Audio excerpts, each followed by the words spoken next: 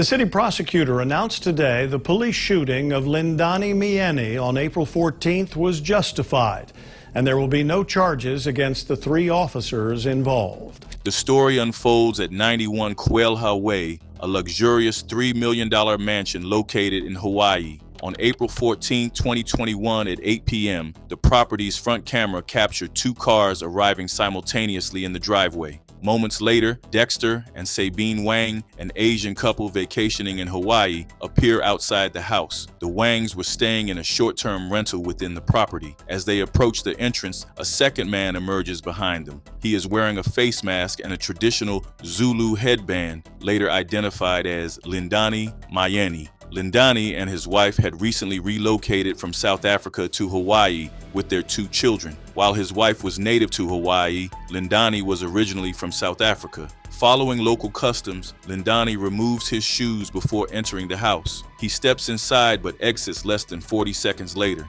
As he leaves, Sabine Wang's alarm voice is heard, claiming someone had broken into their home.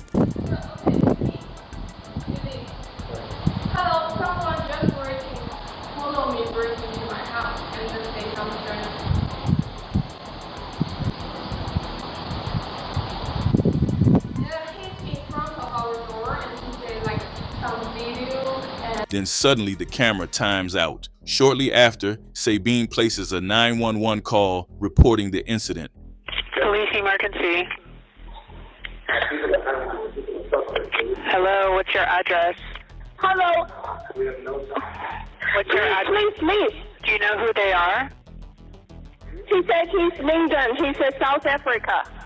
I don't know whether he knows our owner or not. Does he have any weapons in his hands, like guns, knife, bat, stick? No, he said some silver things. I don't know what he means. Is he yelling at you guys?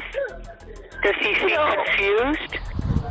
As the call continues, Lindani steps out of the house again, apologizing profusely. His repeated sorry suggests a misunderstanding, and he appears disoriented. I know you guys. Can I see your phone? He tried to go outside. I don't know. You should be. I was so afraid, and I don't know what's going on. And they really don't. I don't know. They was and he said like, He briefly interacts with the couple, requesting to see their phone, but the situation remains tense. Eventually, he puts on his shoes, apologizes once more, and walks away into the darkness.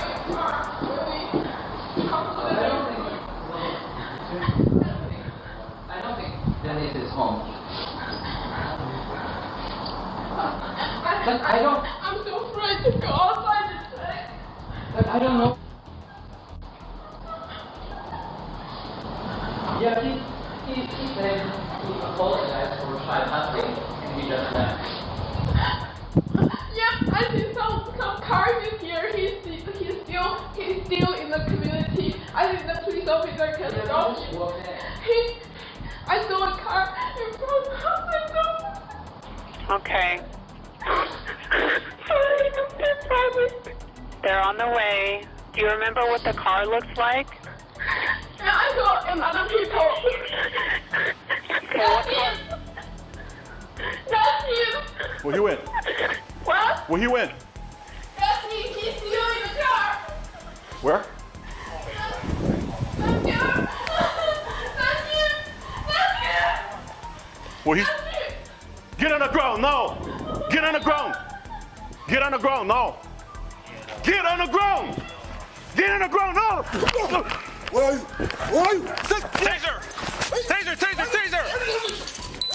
Taser, taser!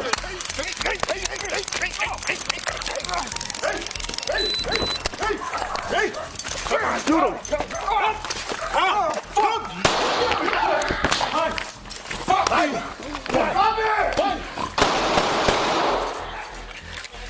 2 weeks later, a plane from Honolulu landed in Johannesburg, South Africa, carrying Lindani's remains in a plastic-wrapped casket. At the airport's cargo area, members of the African National Congress Youth Contingent waved Black Lives Matter posters featuring Lindani's smiling face. His widow, Lindani Myeni, stood silently, clutching their 6-month-old baby, while their 2-year-old son lingered nearby. Surrounding her were Lindani's grieving relatives, holding each other tightly in shared sorrow. The loss of Lindani had reverberated across the globe, sparking outrage and mourning. Born in Yambo Village, northern KwaZulu, he was a gifted rugby player who began his journey with the sport at 13. By 25, he had played professionally for the Border Bulldogs and Jaguars rugby teams in South Africa. In 2016, while playing an away game in Durban, he met Lindsay, a Hawaiian native, on a 3-day layover during a Christian missionary tour.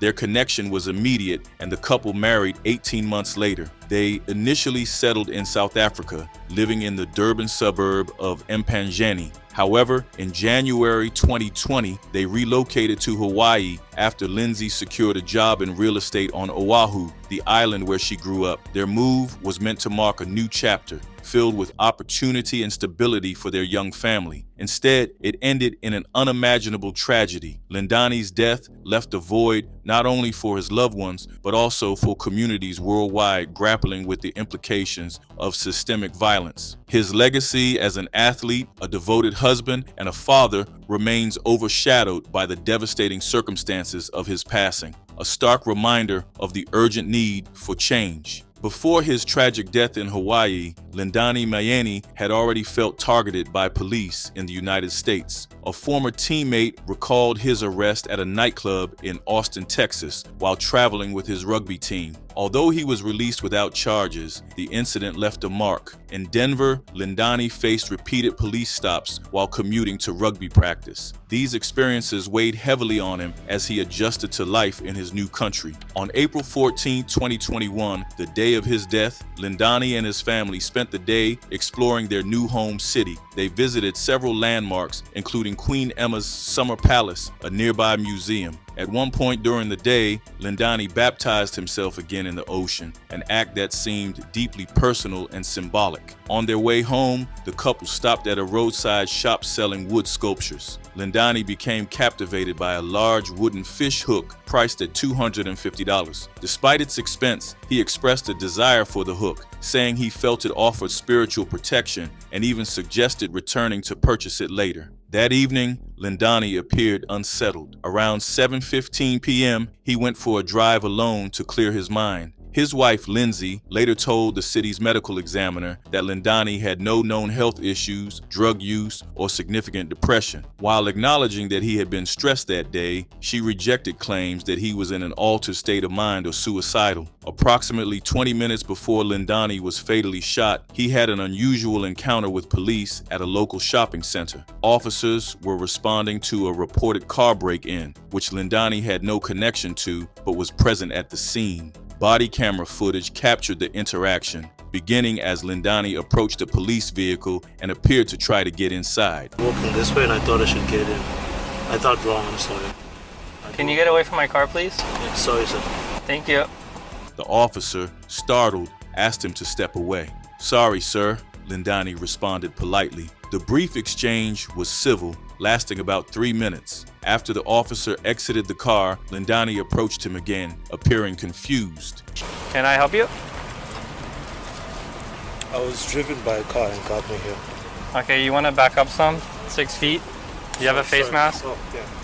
The encounter with Lindani became even more perplexing when he returned to the officer. Do you need help with something? Yeah, I need help. With what?